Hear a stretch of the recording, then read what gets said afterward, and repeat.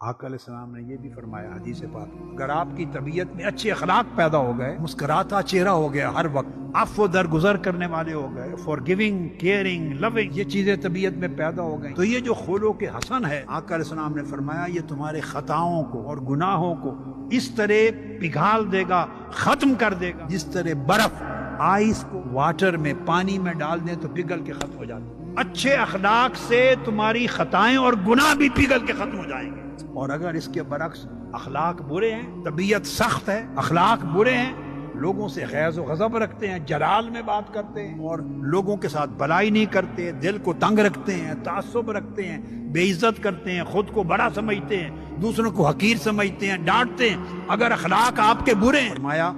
وہ